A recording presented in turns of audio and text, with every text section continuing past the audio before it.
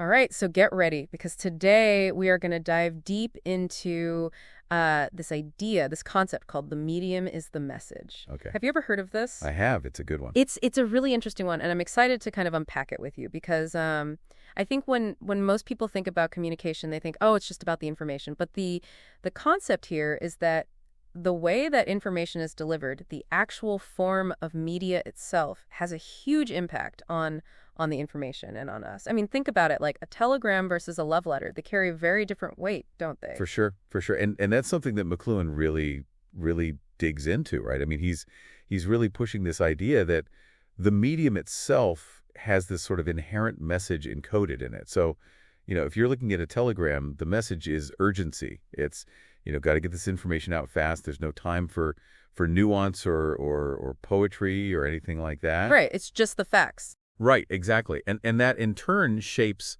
how a culture receives and processes information. Like if your main source of information is telegrams, well, you're going to start to value speed and efficiency over, depth and complexity. Yeah, that's a really interesting point. And we've got a whole stack of your sources here that we're going to be diving into, from Plato to Neil Postman, who wrote Amusing Ourselves to Death, which we'll talk about.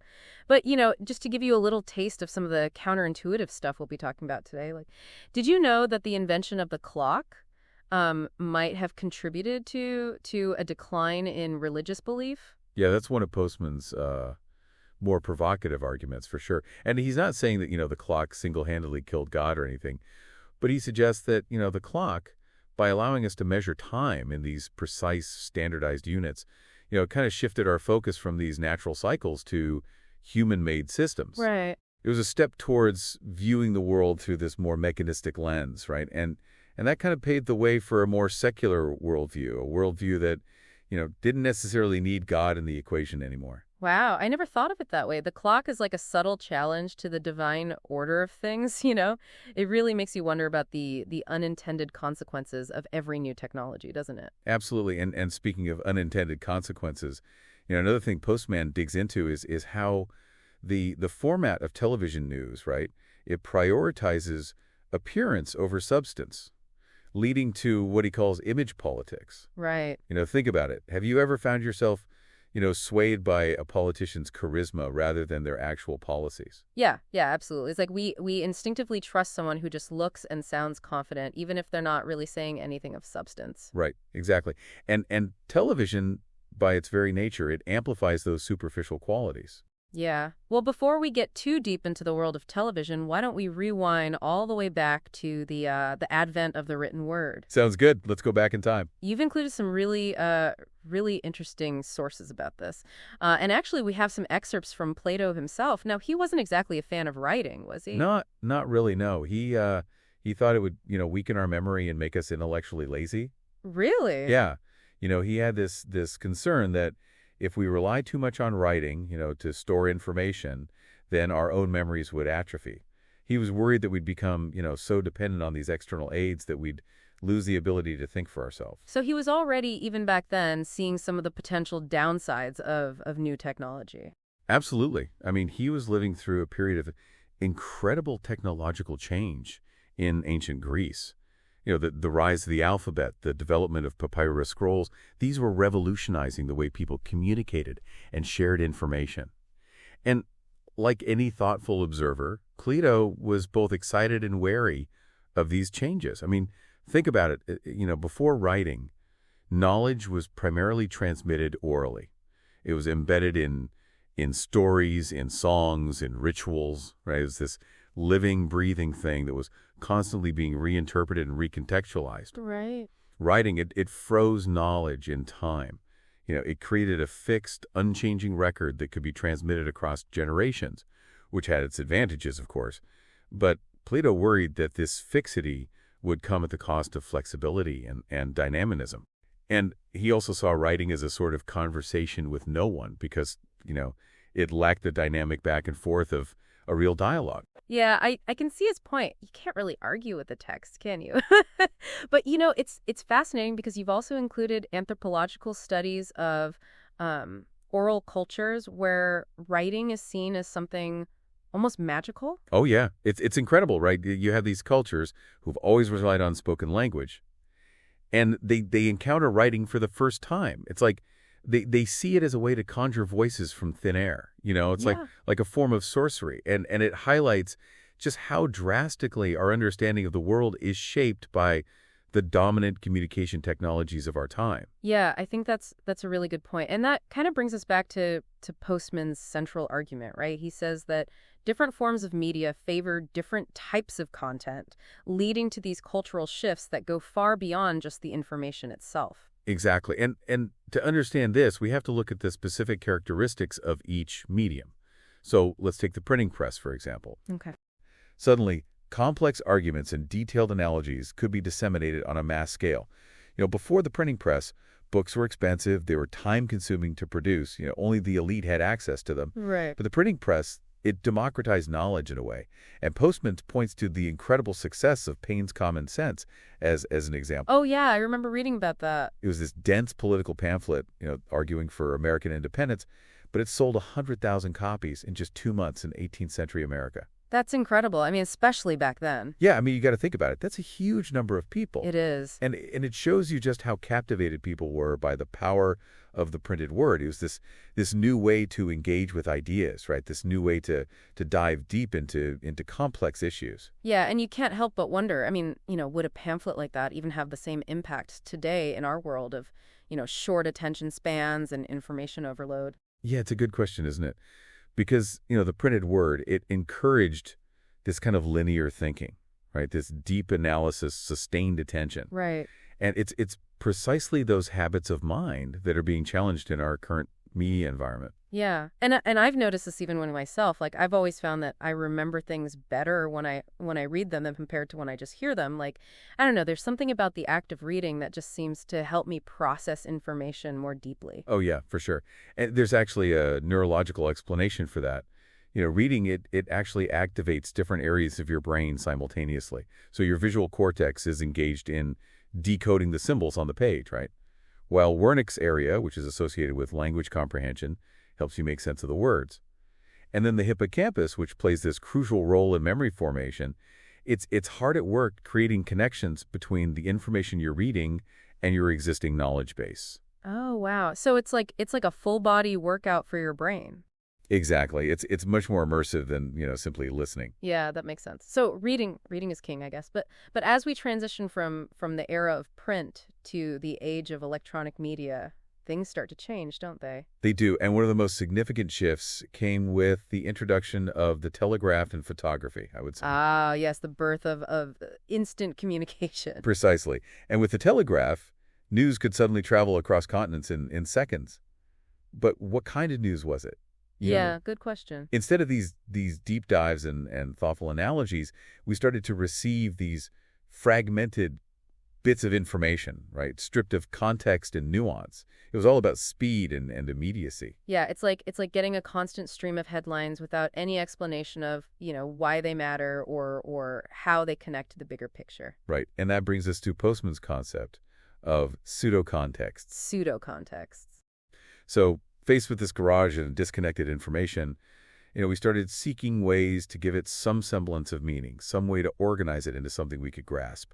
So we created these artificial contexts, these pseudo-contexts. So you're saying like things like crossword puzzles or cocktail party chatter or even our modern day obsession with trivia, these might be symptoms of us trying to make sense of a world that's just overflowing with information. It's a thought-provoking idea, isn't it? We crave context, we crave connection, and in the absence of deep, meaningful narratives, we create our own, even if they're somewhat artificial. Yeah.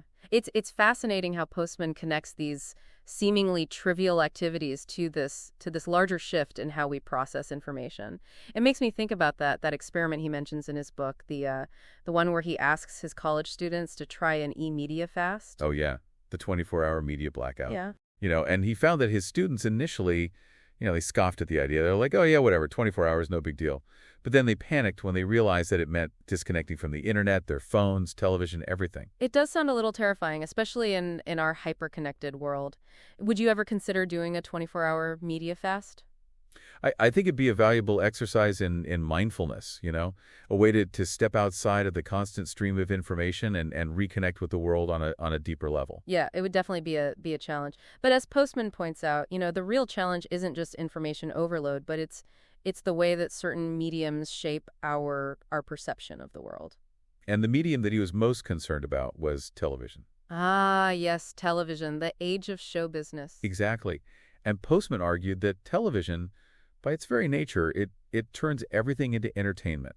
From religion and politics to education and news, it's all presented through this lens of entertainment. Yeah, and he really drives this point home with some really vivid examples in his book. Like he describes a televised heart surgery, Oh, yeah. a priest wearing baseball caps during his installation ceremony, Right. a professor demonstrating physics concepts by bouncing off walls. Right. It's like the medium itself. It dictates that everything must be flashy, engaging, entertaining. Yeah, it's all about the spectacle. Exactly. And Postman wrote Amusing Ourselves to Death back in 1985. So, some of his examples might seem a little dated, Right. but his core argument, it remains incredibly relevant. These examples, they illustrate how our culture has come to prioritize style over substance, right? Entertainment over meaning. Yeah. And this leads us to another key concept from Postman, which is image politics, right? Right, yeah. And he argues that television has shifted our focus from a candidate's policies and ideas to their personality and charisma. It's all about how they look, how they sound, how well they perform on camera. Yeah, yeah. It's like we're electing celebrities rather than than leaders. Right. And it's a dangerous trend, isn't it? When style trumps substance, we risk making decisions based on superficial qualities rather than, reasoned analysis. Absolutely. And Postman is particularly critical of how this plays out in television news. Yeah. He compares it to a vaudeville act where the focus is on bite-sized information, sensational visuals, and just keeping the audience entertained, rather than providing in-depth analysis or exploring complex issues. He even poses this provocative question. He says, if television tells us that Jimmy Swaggart is more watchable than God, he's talking about, a charismatic televangelist, what does that say about our culture's values? Yeah, it's a sobering thought. It suggests that we've become so accustomed to the language of entertainment that we struggle to engage with anything that doesn't conform to its conventions. Right, and that even our understanding of something as profound as religion can be shaped by the medium through which we encounter it. Absolutely. And that's really the heart of Postman's argument, right? That television, it's turning us into a nation amused to death, a society so captivated by entertainment that we lose the ability to think critically and engage with the world in a meaningful way. And that is a lot to process, so I think we need to pause here and take a breath, and we'll delve deeper into the implications of Postman's argument in part 2 of our deep dive. Yeah, it's a lot to take in, for sure. But that's exactly what Postman wants us to do. He wants us to really think critically about the impact of the media we consume. And it's not just about being, passive consumers of information either, right? Exactly. It's about recognizing how the medium itself shapes the message, how it influences our perceptions, our values, even our cognitive processes. Right, right. So if television is turning everything into entertainment, as Postman argues, what does that mean for other aspects of our lives? I mean, what about education, for example, or religion? Yeah, well, Postman, he delves into those areas as well. And, he suggests that television, with its emphasis on visuals and entertainment, it's kind of transformed education into a form of passive consumption rather than active learning. Oh, interesting. Remember those physics demonstrations with the professor bouncing off walls? Yeah, yeah. It's hard to imagine those really fostering, deep understanding. But couldn't you argue that there's value in making learning entertaining? I mean, doesn't it help keep students engaged? Yeah, there's definitely a balance to be struck there. The danger, as Postman sees it, is that when entertainment becomes the primary focus, the actual content, the knowledge, the critical thinking skills, they kind of take a back seat.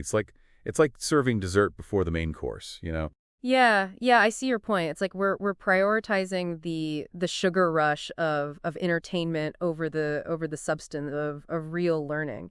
And what about religion? How does Postman see television impacting that sphere? Well, he argues that television has transformed religion into a form of show business, essentially. Show business. Yeah, focusing on spectacle and emotional appeal rather than theological depth. He points to the rise of these charismatic televangelists who are, as he puts it, more watchable than God. Yeah, it's a provocative statement, but I think there's some truth to it. I mean, I remember watching televangelists as a kid, and it was definitely more about the performance than the message. There was a lot of emphasis on miracles and emotional testimonies and these flashy stage productions. Right, and that's precisely what Postman is getting at. When religion is presented through the lens of entertainment, it's stripped of its complexity and reduced to a set of easily digestible sound bites and emotional cues. Right, right. So if television is shaping our understanding of education, religion, and even politics, as we talked about earlier, what does that mean for us as individuals? I mean, how can we navigate this media landscape without becoming, as Postman warns, amused to death? Yeah, that's the million-dollar question, isn't it? And Postman, he doesn't offer any easy solutions, but he does encourage us to become more critical consumers of media. He urges us to recognize the biases inherent in different mediums and to seek out diverse sources of information. So instead of just passively absorbing whatever's on television, we need to actively engage with the information we're consuming. We need to ask ourselves, what's the message here, and how is the medium shaping that message? Exactly. It's about developing, what we call media literacy. Media literacy. Yeah, the ability to analyze and evaluate the information we encounter, and it's about seeking out sources that prioritize depth over spectacle, substance over style. Right, right. It sounds like a tall order, though, especially in today's world where we're just bombarded with information from all sides. It is a challenge, but it's a challenge worth undertaking. Because, ultimately, if we're not aware of how media is influencing our thoughts and perceptions, then we're not truly in control of our own minds, are we? Wow, that's a sobering thought. But it's also empowering to realize that we do have the agency to choose how we engage with media. We don't have to be passive recipients. We can be active participants, critically evaluating the information we encounter and seeking out sources that align with our values.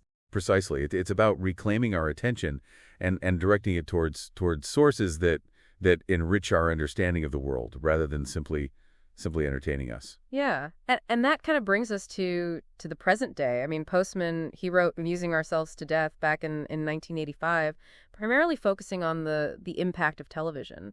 But his ideas are arguably even more relevant today in the age of the internet and social media. Oh, absolutely. I mean, the internet it's amplified many of the trends that Postman identified.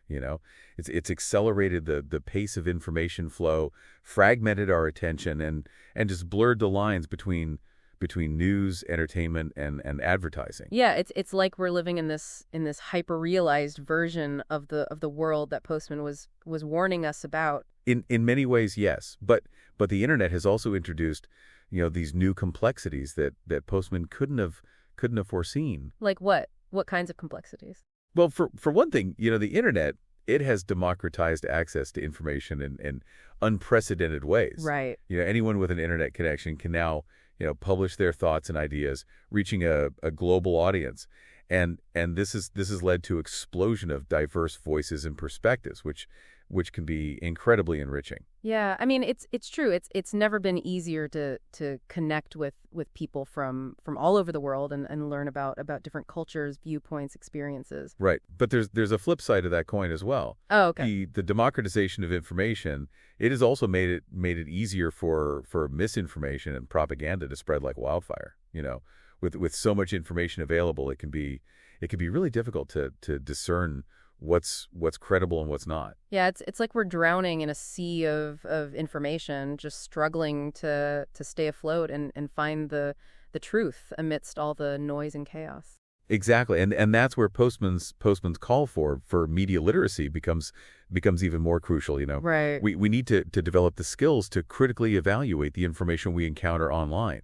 to identify biases, to cross-check sources, and to be wary of information that just confirms our existing beliefs without question. Yeah, it's like we need to become these digital detectives, carefully sifting through the evidence and piecing together a coherent understanding of the world. Exactly. And we also need to be mindful of the algorithms that shape our online experiences. Oh, Social media platforms, for example, they're designed to keep us engaged, often by feeding us content that reinforces our existing biases and worldview. so we're not just passive consumers of information online. We're being actively manipulated by algorithms designed to keep us, scrolling and clicking. Yeah, that's a key point to consider. And it's why it's so important to be aware of these dynamics and to make conscious choices about how we spend our time online.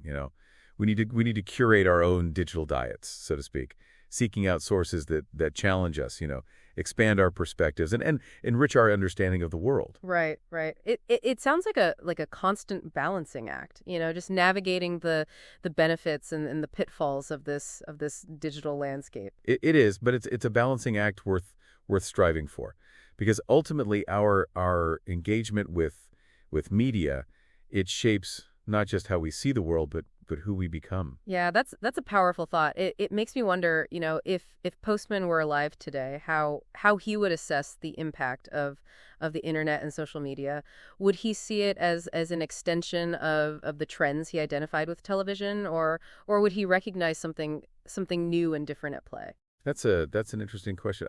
I suspect he would see both, both continuity and change. The internet certainly amplifies many of the concerns he raised about television, the emphasis on entertainment, the fragmentation of attention, the rise of image over substance. But he might also be, fascinated by the new possibilities for connection and information sharing that the internet has opened up. Yeah, I agree. And he might be intrigued by the ways in which the internet has kind of blurred the lines between producer and consumer, giving individuals this unprecedented power to shape the media landscape. Right, right. It's a double-edged sword, isn't it? On the one hand, it's empowering to have a voice and to be able to share your perspective with the world. But on the other hand, it can be overwhelming to navigate this constant flow of information and to discern what's valuable and what's just noise. Yeah, that's the challenge we face in the digital age, and it's a challenge that requires us to be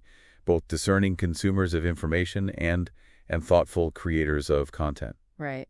So as we wrap up part 2 of our deep dive, what key takeaways do you want to leave our listener with? Well, I think the most important message is this: be mindful of the media you consume and how it's shaping your understanding of the world. Recognize that every medium has its biases and limitations. Cultivate media literacy skills to critically evaluate the information you encounter and most importantly, be an active participant in the media landscape, seeking out sources that challenge you, that expand your perspectives and that enrich your life. That's excellent advice. And we'll continue our exploration of these ideas in part 3 of our deep dive, where we'll delve into some practical strategies for navigating the media landscape in a mindful and empowering way. All right, so we're back for the final part of our deep dive into the medium is the message. And we've covered a lot of ground, from Plato's concerns about writing to the rise of television and the internet.